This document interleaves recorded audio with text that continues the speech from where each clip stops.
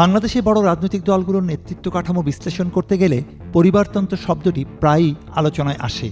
এই প্রেক্ষাপটে শহীদ রাষ্ট্রপতি জিয়াউর রহমান এবং তার পরিবারকে ঘিরে গড়ে ওঠা রাজনৈতিক ধারাটি বিশেষভাবে উল্লেখযোগ্য। তবে জিয়া পরিবার ইতিহাসের এমন একটি পরিবার যেখানে স্বামী, স্ত্রী এবং তাদের সন্তান এই তিনজনই রাষ্ট্রের সর্বোচ্চ ক্ষমতার কেন্দ্রে অবস্থান করেছেন। শহীদ রাষ্ট্রপতি জিয়াউর রহমান, তার সহধর্মিণী বেগম খালেদা জিয়া এবং তাদের বড় ছেলে তারেক রহমান, এই তিনজনের নেতৃত্ব ও রাজনৈতিক উত্থান বাংলাদেশের রাজনীতিতে একটি বিশেষ অধ্যায় তৈরি করেছে। 1971 সালে মুক্তিযুদ্ধের আনুষ্ঠানিক ঘোষণা এবং রণাঙ্গনে সরাসরি যুদ্ধে অংশ নেওয়ার মধ্য দিয়ে জিয়াউর রহমান বাংলাদেশের ইতিহাসের সূচনা থেকেই আলোচনায় ছিলেন।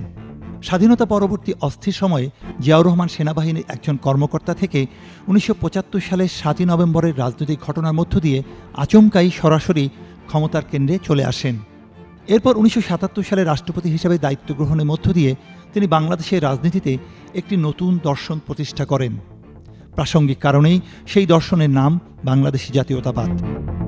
বাংলাদেশী জাতীয়তাবাদকে মূলত বাংলাদেশপন্থী রাজনীতি বললেও অত্যুক্তি হয় না, কেননা এই দর্শনের মাধ্যমেই তিনি দেশের ভেতরে সব জাতি, সব গোষ্ঠী, সব ভাষাভাষী এবং সব ধর্মের নাগরিকদের একটি ছাতার নিচে নিয়ে আসেন। সেই ছাতাটির নামই বাংলাদেশী জাতীয়তাবাদ। একই সঙ্গে তিনি বাংলাদেশ জাতীয়তাবাদী দল বিএনপি গঠন করেন, যা দ্রুত একটি রাজনৈতিক শক্তিতে পরিণত হয়।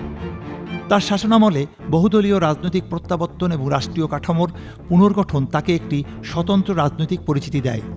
তার হাত ধরেই বাংলাদেশ একটি সত্যিকারের রাষ্ট্র হিসেবে যাত্রা শুরু করে। জিয়াউর রহমানের সততা ও দেশপ্রেম তার সমালোচকেরাও স্বীকার করে নেন বিনা তর্কে। 1981 সালে জিয়াউর রহমান নিহত হবার পর বিএনপিকে একাট্টা রাখতেই বেগম জিয়াকে রাজনীতিতে আসার প্রস্তাব করেন সিনিয়র নেতারা। তখনই বিএনপিতে রাজনৈতিক উত্তরাধিকার প্রশ্নটি সামনে আসে। সে সময় বেগম জিয়া ধীরে ধীরে বিএনপির নেতৃত্বে উঠে আসেন। 1982 সালে রাজনীতিতে এসে এরশাদ বিরোধী আন্দোলনে নিজেকে বারবার প্রমাণ করেন বেগম জিয়া। নেতৃত্ব গুণে আপোষহীন উপাধি পান। 1991 সালে দেশের ইতিহাসে প্রথম নারী প্রধানমন্ত্রী হন বেগম জিয়া। পরবর্তী সময়ে একাধিক মেয়াদে সরকার প্রধানের দায়িত্ব পালন করেন। এভাবে একটি দলের প্রতিষ্ঠাতার মৃত্যুর পর তার পরিবারের সদস্য দলের সর্বোচ্চ নেতৃত্বে আসা বাংলাদেশে পরিবারভিত্তিক রাজনীতির একটি স্পষ্ট উদাহরণ হিসেবে বিবেচিত হয়। নিজেকে প্রমাণ করে এই জায়গাতে পৌঁছেছেন তিনি। দীর্ঘ সময় ধরে তিনি দেশের অন্যতম প্রধান রাজনৈতিক ব্যক্তিত্ব হিসেবে বিরোধী ও ক্ষমতাসীন দুই ভূমিকাতেই প্রভাব বিস্তার করেন। 2025 সালের 30 ডিসেম্বর মৃত্যুর আগে দলমত সকলের ঊর্ধ্বে উঠে দেশের রাজনৈতিক অভিভাবকে পরিণত হন বেগম খালেদা জিয়া। পরবর্তী প্রজন্মে এসে জিয়াউর রহমানের বড় ছেলে তারেক রহমান বিএনপির রাজনীতিতে গুরুত্বপূর্ণ ভূমিকা নেন। বিএনপির বগুড়া কমিটির সদস্য হিসেবে যোগ দিয়ে তারেক রহমানের রাজনৈতিক জীবন শুরু হয়। আনুষ্ঠানিকভাবে সংগঠনে যোগ দেওয়ার পূর্বেই তারেক জিয়া রাজনীতিতে অত্যন্ত সক্রিয় ছিলেন।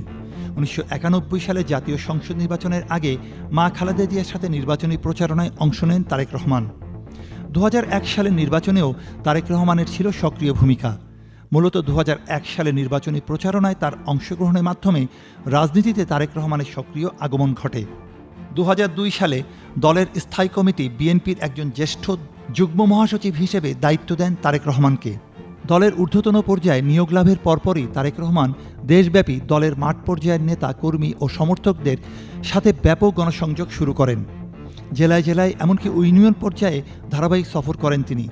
মূলত এই জনসংযোগের ফলে দলের নেতাকর্মীদের তরুণ অংশটির মাঝে তারেক রহমান শুধুমাত্র প্রতিষ্ঠাতা ও প্রধানমন্ত্রীর সন্তানের পরিচিতি থেকে বেরিয়ে এসে দলের একজন দক্ষ সংগঠক ও সক্রিয় নেতা হিসাবে পরিচিতি লাভ করেন। 2007 সালে ফখরুদ্দিন সরকারের সময় শারীরিক নির্যাতনের শিকার হন। এরপর চলে যান ব্রিটেন থেকে দীর্ঘ 17 বছর দলকে নেতৃত্ব দেন তারেক রহমান। 2009 সালে তারেক রহমান বিএনপির জ্যেষ্ঠ ভাইস চেয়ারম্যান নির্বাচিত হন। বলা হয়ে থাকে তার দৃঢ় নেতৃত্বের কারণেই শত চেষ্টা করেও বিএনপিকে ভাঙতে পারেনি শেখ হাসিনার আওয়ামী লীগ। বেগম জিয়ার মৃত্যুর পর দলের চেয়ারম্যানের দায়িত্ব নেন তারেক রহমান। তার নেতৃত্বেই ত্রয়োদশ সংসদ নির্বাচনে 200টির উপর আসন জিতে একক সংখ্যাগরিষ্ঠতা পায় বিএনপি। অন্যদিকে সমালোচকদের দাবি, একই পরিবারের হাতে দীর্ঘদিন ধরে দলের শীর্ষ নেতৃত্ব কেন্দ্রীভূত থাকা গণতান্ত্রিক চর্চাকে সীমিত করে এবং বিকল্প নেতৃত্ব বিকাশের পথ সংকুচিত করে। সব মিলিয়ে জিয়াউর রহমান ও তার পরিবারকে ঘিরে গড়ে ওঠা রাজনৈতিক ধারাটি বাংলাদেশের রাজনীতিতে পরিবারতন্ত্রের বিতর্কের একটি গুরুত্বপূর্ণ অধ্যায়।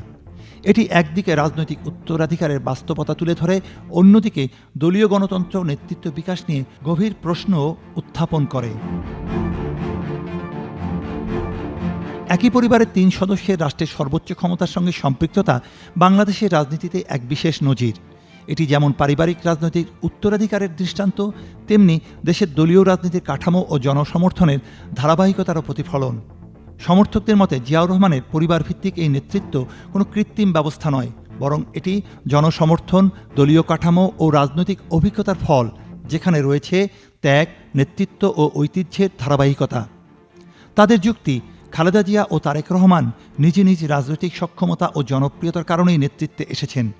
সব মিলিয়ে জিয়াউর রহমান থেকে খালেদা জিয়া এবং তারপর তারেক রহমান, এই ধারাবাহিকতা বাংলাদেশের রাজনৈতিক ইতিহাসে একটি গুরুত্বপূর্ণ অধ্যায় হিসেবে বিবেচিত হয়।